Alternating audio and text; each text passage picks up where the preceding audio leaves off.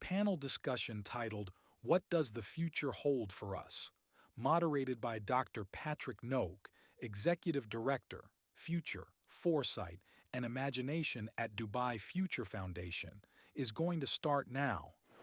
Good morning. Good morning, everyone. Welcome to the last session on Level 7 here at the Dubai Future Forum. So thank you and welcome to this session here. What does the future hold for us on planet Earth? We've gone through a handful of presentations already this morning, a handful of keynotes, very inspirational work. And I think it's really important for us to put this into context. What is clear is that we're all in this together. We're on this planet, we face similar challenges, but we also have very similar opportunities. So we may be able to utilize tools that are just out there, that are for the taking, that we can develop. I think it's clear to say, it's fair to say that the future is uncertain. We're not going blue-eyed into the next several years and decades, but I think there's also some sense of an opportunity that there's something that we can shape, that there's something that we can do about the kind of future. Just a few days ago, the United Nations have indicated that we are looking into I don't want to say the abyss, but we are going to go beyond the 1.5 degrees. We're likely to be within the 2.5 to 3 degree range in the next decade or so. So the implications are going to be critically important for us. So it's really a time for us to think about what we can do, as we mentioned earlier, some of the presentations that we've heard, but also what should we do as we look to some of the very basic, some of the very fundamental aspects of our lives. And this is what we're here to discuss with our three panelists this morning. The reason I say some of the very fundamental, very basic aspects is because, from my point of view, there are things that bring us together. It's about nature, it's about food, it's about the systems that allow us to do the surviving, the very basic surviving. And so with that, I'd like to welcome and be grateful to the panelists that joined me here this morning. From my left, Dr. Ismahan Elwafi. She is the outgoing chief scientist of the Food and Agriculture Organization and the incoming managing executive director to the CGIAR, which is a partnership of international organizations looking at innovation in agriculture, in food systems, and in water. Over to the left, then, we have Christine Gould. She is the CEO of Thought for Food. I just had to make sure I get this right because it's clearly play on words. CEO of Thought for Food, yeah, which is looking to help and accelerate startups in the innovation space of food systems. And then to my far left, to your right, we have Mark Buckley. Mark has established the Aloha's Foundation. Aloha's Regenerative Foundation. Thank you so much. But Mark is one of the people who very early has been trained as a climate speaker by the Al Gore initiative. So it's a great pleasure to have all three of them here. To me, they represent three very distinct aspects of the very basic systems that we're addressing here. Mark is our systems thinker. Ismahan provides our multilateral view, and Christine provides us with the innovation. Yeah. I hope that's fair to say. Yeah, so I just wanted to start off the conversation with setting the scene and asking Ismahan, what is the challenge that we're facing, that you see that we're facing as we think of the future on this planet, our species on this planet? Thank you very much, Patrick, and thank you for the invitation. And I think Worley said it very clearly. I think he explained very well how humanity is in a crisis, and that crisis comes from different fronts. There is the climate crisis, that is really the big elephant in the room, definitely, but there are many other crises, and we can easily spot them. So the growing population will require more food. We have already exhausted most of the resources we have on this planet, and we need really to rethink the way we consume, the way we produce food, the way we get it around the world. So we need a different system completely. The system have failed us as human. Right now, We are producing enough, but still wasting about 30%. Actually, it's exactly 34%.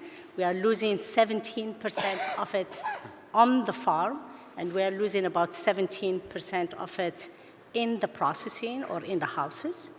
But how could we produce more with less? How could we change our views to food to become our health instead of separating food from health, whereby we are eating to survive and then we are going to the health sector to get medicated? So I think really we need a paradigm shift in the way we are looking at food, and we are really to go almost back to nature, go back to how we used to do it in the old days, whereby we produced different things, and our food, it's our health, and our food, it's our life. And I think really here what I want to really talk from the multilateral side. Today, we have about 783 million people that go to bed hungry. So when you think about it, in 2023, we are failing humanity completely. And only between 2019 and 2022 or 21, just pre-COVID and post-COVID, we got 120 million more people that are going to bed hungry. So I want to just end up here by saying, in the old indigenous people, tribal communities, they said if one person go to bed hungry, it means the community failed. So if we think about it as a planet, as a human being on this planet, as the most intelligent species on this planet, if we have 783 million people that go to bed hungry, it means we are failing 783 million times every day. So the challenge is daunting. Christine, what is the challenge in terms of innovation to overcome all of these massive numbers, the numbers of people who go to bed hungry? What do you do in order to, well, what are the challenges, first of all, before we look at the opportunities? We'll jump into the challenges, although as I work with entrepreneurs, my default setting is more on the optimistic solution side. But we are in a crisis. It's been described as code red for humanity. That was the language used by the IPCC to describe the climate emergency. Our food systems are at the core of this climate emergency, and if you think about, that phrase, all systems are under threat, that means our food systems, as well as our economic systems, our social systems, our cultural systems. You mentioned, rightly so, that food systems are responsible for 1/3 of all GHG emissions. They're also the most affected by rising temperatures and changing weather patterns. So we really, if we want to have a chance of climbing our way out of this emergency, if we want to have a chance of addressing our 17 Sustainable Development Goals, we need to start with food. And food is the biggest lever we have, actually, to solve our global challenges. So we'll get to some of the things that give me hope in a moment, but those are the challenges. And then I just want to add one last thing, because you asked specifically about innovation and investment. We need innovation. Our food system is very entrenched and subject to a lot of inertia. We've been playing by the same rules for decades. There's a lot of behemoth organizations that hold a lot of power. Venture capitalists do not know how to invest in this sector, and we're feeling that very strongly right now. There's a drought of funding for startups, and a lot of it has to do with a misalignment between the expectations of investors and capital holders with the needs and realities of this sector, which is very complex, very diverse, longer timelines. You're dealing with stakeholders that are hard, to change habits around, and that's farmers. The average age of the world's farmers is over 60 years old. Bringing digital solutions to them, it's not easy for them to take on. It takes some time. You have consumer acceptance issues when you're talking about something as fundamental as food. You really do. You're speaking to people's hearts and health. So it takes some time for people to get their head around food technologies. There's regulatory issues. And of course, when you're going through regulations, it's not just human health regulations, it's also environmental regulations, which is, unique. Even pharmaceuticals don't have to go through both of those regulatory pathways. So there's a lot of things that we need to overcome. But, I think that there's a chance to innovate not just in the technological space, but also in how we approach and think about these challenges. So a lot of things to overcome. A lot of things means we really have to look at the systems. Yeah. Right? So it's food, it's environment, it's climate, it's finance. From a systems perspective, Mark, how are you approaching this? How are we where we are from a systems perspective right now? The only way to solve our human suffering and our global grand challenges is through a systemic approach. This linear, siloed, or lateral approach that we have taken in the past hasn't served us very well. The entire international organizations of the world in 2018 switched to a systemic approach to solving human suffering and our global grand challenges. Just to put some things that were discussed here into perspective, yes, we had food waste of 30% of everything that was produced. Actually, during the pandemic, it went from 40 to 50% of everything we produce is wasted. It doesn't reach the table. But did you know that that is an astronomical statistic, but only 1/4 of that what we wasted would feed everybody who is malnutritioned and not receiving food, those millions of people that were discussed that go to bed hungry every night. So it's really a systems problem when you waste 40 to 50%, and even if it's 30% of your food, what is the problem? Is it the food system that is a problem? Is how we run the models? Why would we produce something and waste it? Let's take probably not the best example, but let's take Elon Musk. If we told him, you just produced this new cyber truck, we want you to throw 30% of those away immediately before you sell those, and then after that you can sell the rest.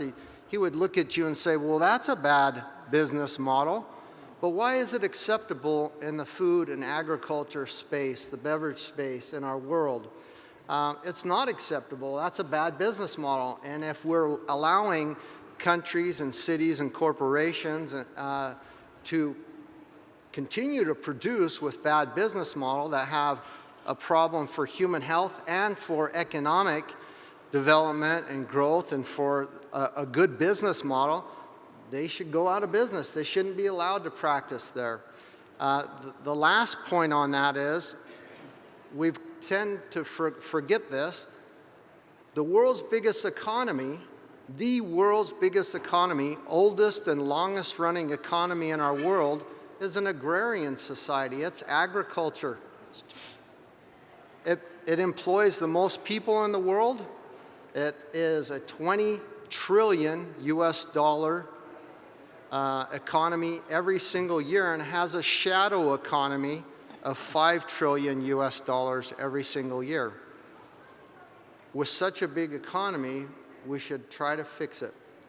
And that's why sustainable development is also an ecological economic model that addresses all food and agriculture things and envelops that whole form. And that's a great solution to solve those. You know, the world's biggest problems are our world's greatest and biggest opportunities to solve those problems. So back to you then. It's quite, I think, unique. We have Elon Musk's Cybertruck together with the agrarian economy in one response. So I'm going to just pick up on that. What is the solution going forward? So how do we change those systems for planetary supply of food and agricultural products, but also for this very large economy? What are the opportunities that you see there? Absolutely. So never before in human history have we transformed from one age or epoch or gotten out of a problem without a systemic approach and without innovation. So the pneumatic tire, the steam engine, the printing press, any invention that we had that solved human suffering and our global grand challenges and changed us from one epoch to another. And so now we're at an age, we have all this technology to solve these problems, but we're not applying it as quickly or in the way that we should. For example, there's the World Food Program, I think, is one of the best examples, who is trying to apply blockchain and artificial intelligence. They're also getting the help of Elon Musk in many respects to solve some of our food problems, to deliver food kind of after it's too late. But we should use those technologies in the right way to to solve those problems, and I think it is definitely possible to unify ourselves in that system. The next thing that's really, I think, the most important thing in all the food systems is food has been put into the commodities market. Commodities are traded like stocks. They're basically a form of gambling. I think commodities are not the way to go. When we put food in the commodities market, we're actually cheapening food, which then cheapens life. And so when we can get food out of the commodities market, we don't have people regulating that who've never produced food. We need to have people who know how to produce food and how to use good systems and innovations who care about that food instead of those who only care about the bottom line and how much can be returned on those commodities. And that's the distinction that would greatly help. So really bringing people who trade foods closer to people who produce food.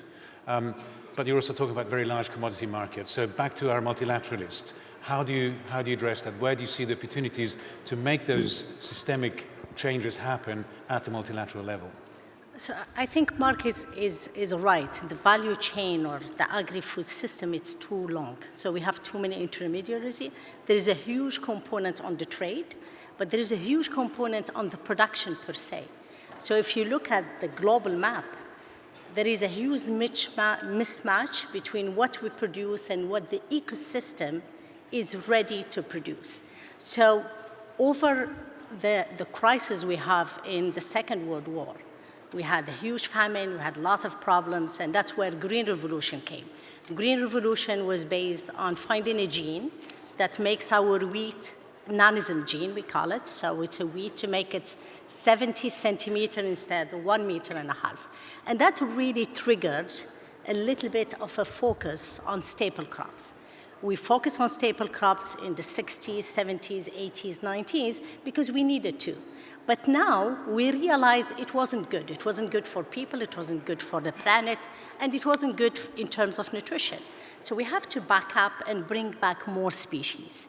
So when we talk about the food system, we need to make the value chain much more shorter, and I fully agree with Mark that the commodity trading, it's a killer. But also what we need to do is look what the ecosystem should produce. And if we do that, in the plant, for example, Patrick, we will go back to easily 30,000 species instead of 125 species we have in the market right now. We go to the animals, we go to the fish, we go to the fungi, you get to the different microorganisms, and then you will have multiple agri-food systems that are going to be working together. But we wouldn't get to the economy of scale. So that economy of scale is one of the issues we have that is translated in the agri-food system. The other thing that we have to do, it's definitely mimicking nature. Nature does not allow one thing to grow. Nature, if you look at it, it's a synergies between different species. And most of the time, a species feeds on a species, and the species help a species to grow.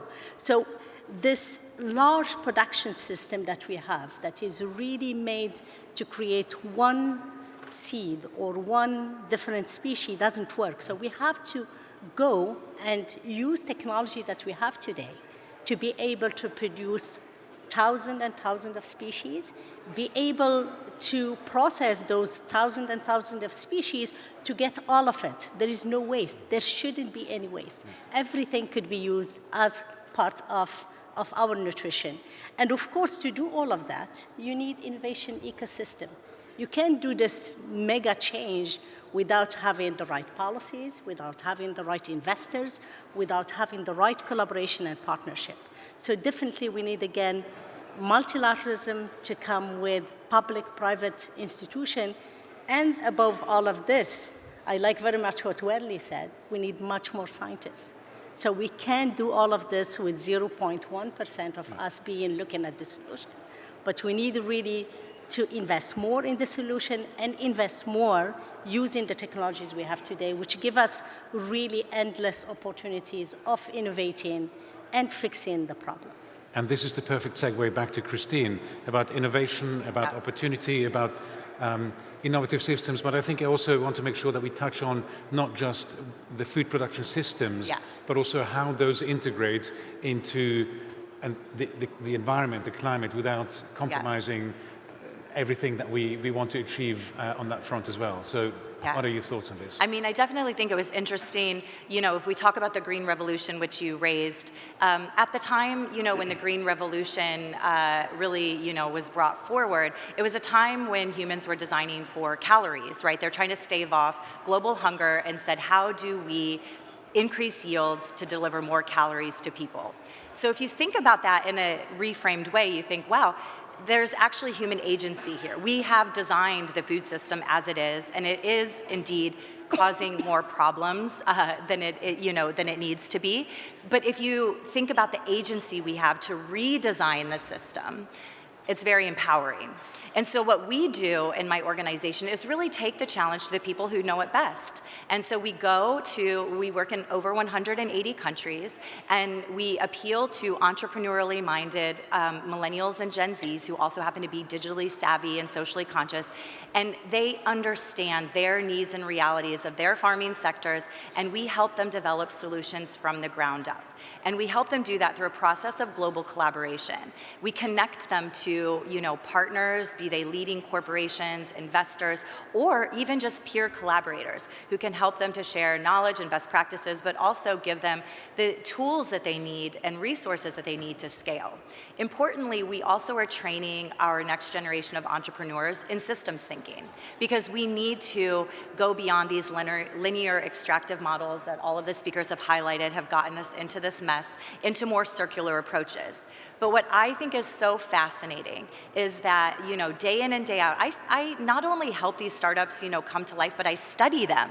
And I see some emerging trends, which I think we can all learn from. One is that, you know, many of these startups are being developed to be circular by design. So they really are taking out the very concept of waste. It used to be that the circular economy was about upcycling. Now it's really designing an entire system where every single, you know, part of an innovation is used to regenerate an ecosystem, to improve productivity and help communities flourish. Another exciting space is the combination, I call it ancient roots, new shoots, but it's taking, you know, indigenous knowledge and combining it with powerful tools and technologies like AI and like digital to help that to scale and do more. And I just think we're at the precipice of a new frontier of, you know, if we could start to train AI models on some of this ancient, you know, wisdom that's orally, you know, communicated and now being lost, could we start to build models where that can be integrated with Western, you know, science and research papers to see what else could be possible? But we, of course, need to do this in a way that is sharing the benefits back and in support of, with the prior informed consent of indigenous peoples. But these are some exciting frontiers. Also, nutrition. So we talked about, you know, food and agriculture is very related to human health. And you know, nutrition actually can start with the soil. So we're seeing startups that are, you know, working on regenerative approaches to soil and biodiversity, and it's actually having a positive impact on the bioavailability of minerals and nutrients in the crops that are grown. And we're studying this right now, but biochar applications, which is, you know, a 2,000-year-old practice developed in the Amazon, is having a resurgence right now. It basically is about using a process called pyrolysis to burn biomass, apply it to the soil as a charcoal product, and it helps to sequester carbon. But it's also improving the taste and nutrition of the crops grown in this regenerative way. So innovation is becoming more holistic and more systemic, and I think that's really exciting if we can continue to do more of that and train our innovators to be thinking through potential unintended consequences. And that is a whole discussion in and of itself. But, you know, really helping them get diverse inputs, thinking about the farmer that they're going to be working with when they deploy the technology, and also thinking about the end consumer and, you know, that entire, you know, waste side of things and the circular system that could be possible. Thank you. So clearly there are ideas, there are solutions proposed. You've heard about economies of scale. We've heard about AI, shortening the supply chain. We've heard about global partnerships, producing thousands of species. So by now, I believe, I hope, you have developed some ideas of where you think this is all going. This is a Mentimeter question that we've discussed during a conversation with the panel a few days ago. So if you just take out your phones, I hope you can scan the barcode, which is very inconveniently located just behind me, or just go to menti.com and put in the code that's up there, so that you provide us with a very short and succinct answer to this question, namely, what does a world that works for everyone look like? It's a deceptively simple question. But I think the value in trying to address this in a room of 400, 500 people is to see whether there are any commonalities. If you don't have an immediate answer to this question, give it some thought. The opportunity to respond will stay up. I say it's a deceptively simple question because I understand Mark has developed a view on that question with experience of several years to review the results from that. I have. So there's this question is actually very old, 70 plus years old. What does a world that works for everyone look like for you? It's about 70 years old. It was come up with by a polymath, a futurist, architect and designer, R. Buckminster Fully, or Bucky. And he asked this at the World's Fair in 1967 when he played a game called the World Game, asking all these people all around the world at the World's Fair in the geodescent dome that he built, not as wondrous as this beautiful building, but at the time almost as breathtaking. And in that geodescent dome, he played the World Game, having people try to answer this question. I've done a social experiment for the last 7 years, and I've asked 3,500 people this question. And I did it on video. I asked them, what does a world that works for everyone look like for them? Guess what happened? Only 7 people came up with an answer that was kind of similar. All of those 3,500 plus other people started to sweat. They started to stutter. I thought their eyes were going to roll back in their head and they were going to have a grand mal seizure. And some people said, oh, I need to think about that. Can I get back to you? They didn't know. Now, it's okay if you don't know the answer to that question, but it's only okay if you don't know the answer to that question if you're absolutely comfortable with the way the world is going, if you know the future you're going on, and everything's flowing smoothly. Because if you don't know the answer to that question, I promise you, some religious leader, some government leader, someone, your husband, wife, family member, patriarch or matriarch, has jumped into that position for you in your life and is guiding you on the future that they think is right for you. Some other interesting things happened when I asked people this question. On the reason I recorded it on video is I was hoping maybe 100 good answers and we could compile the videos with this super groundbreaking moment of awe with some kind of a wisdom. And instead I found out, oh no, we're in big trouble. When I asked people twice in the same day, both times their answers were different. If I asked them over several months or several years, their answer was always different. They didn't remember what they said the first time. So then I took it a step further about 1.5 years, almost 2 years ago. I asked ChatGPT, and guess what the answer was? It was immediate, and there was something really unique about how it answered. At the bottom of ChatGPT, it has a regenerate or a refresh button. I hit that 120 times, and every time the answer was the same. And I was like, that can't be. It's got to be a different answer every time. It's got to improve and get better. Every single time, it was the exact same answer. I was giving a talk in Germany, and I said that same thing from stage, and a futurist in the front row, he got a weird look on his face, and then he grabbed his phone. Well, I continued my talk, and at the end of the talk, he came up to me and said, "Mark, I'm so damn mad at you. I can't believe it. You're right. I couldn't listen to the rest of your talk. You said that," and I said, "That's not how ChatGPT works. It always gives you a new answer." He said, "I immediately typed it in." He says, "You're right. I hit that thing 20 times, and it was always the same. How can that be?" And I said to him, "You know, did we domesticate artificial intelligence, or did it domesticate us?" The more important question is, how does ChatGPT know the answer, but we as human beings don't? Why haven't we unified ourselves enough to know the answer to this question, or the answers on what the future is going to be, where we're going to go, and how our food systems will work? Let me just briefly interrupt you here. So we've got almost 150 responses here. Good thing is that they're not all the same, so we still have, you know, a leg up on ChatGPT. We have a few, I think, predictable responses here, which is about sustainability, is about fair, green, collaborative, equitable. But I think there's some interesting additions, which are, for example, about peaceful, about trusting, about lack of barriers, about kind, ancient, etc. So I think on the whole, it's a very positive, clearly a very positive picture, because implicitly that was the question. So back to the question: what is a future that looks that works for everyone look like? So I think the overarching message that we're receiving from the whole here is that it is inclusive, it is fair, it is just a thing that works for everyone. It's not exclusive. It brings everyone in. Now, the final thing for us to think about, and really reflecting on these kinds of responses, is to achieve all of this is actually not easy, right?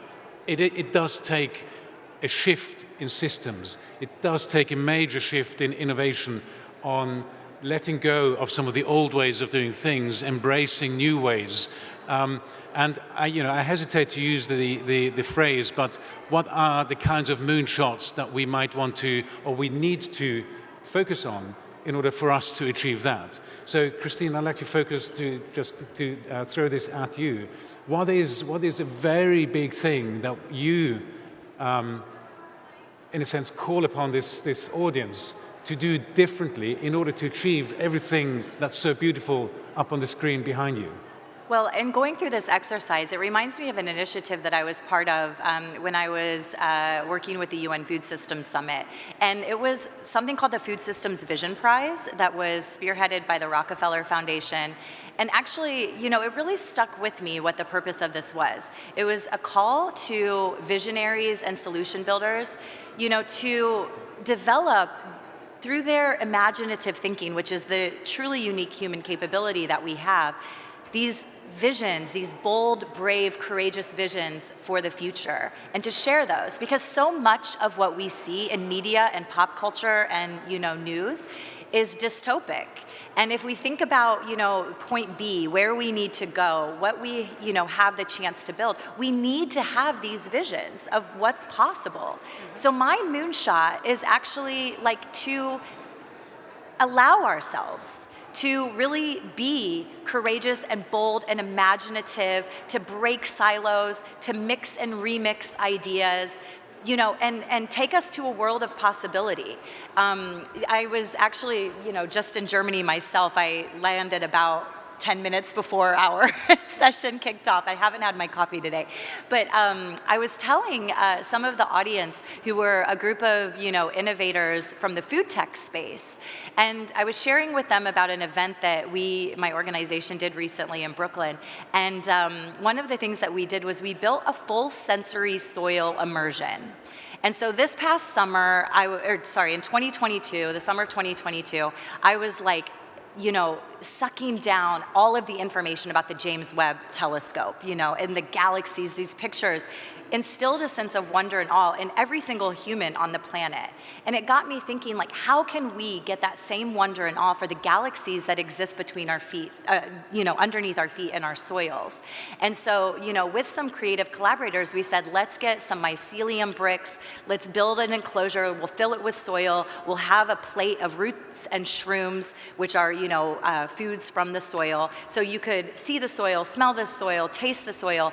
How could we hear the soil? So I reached out to one of my friends who's a world-famous DJ, and we collaborated on a 6-track album made from real soil sounds. We, recorded with sensors, soil sounds, and then he made some EDM sounds with it. It was playful, it was fun, and it really engaged people, And this is the type of thing, it's like, why are we not doing this in agriculture? This is serious business. We have to get out of the climate crisis, but at its core, food is fun, it is passionate, it's about connection, it's about community. So my moonshot is, let's bring that back. Let's bring imagination and creativity back and do new things and unleash new possibilities. So playful future for serious business. Yeah.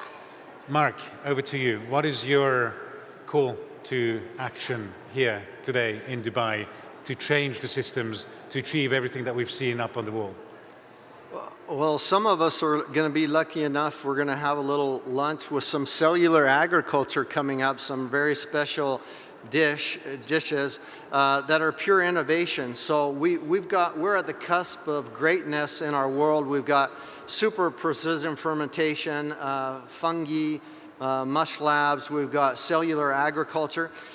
Did you know that cellular agriculture was discussed by a French scientist 113 years ago? Prime Minister Winston Churchill spoke about it in his talk 50 years hence. But today, 113 years later, we're just barely rolling out that innovation and technology.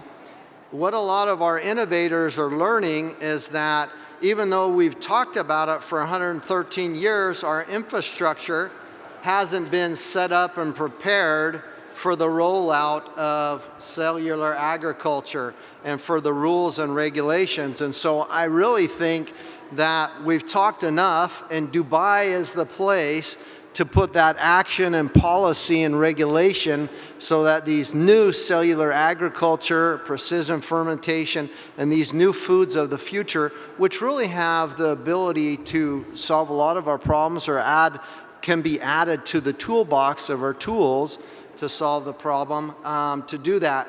And the opportunities here and now, no better place to make it happen than here. Excellent, thank you. And a multilateralist view at the end. Call to action, moonshot.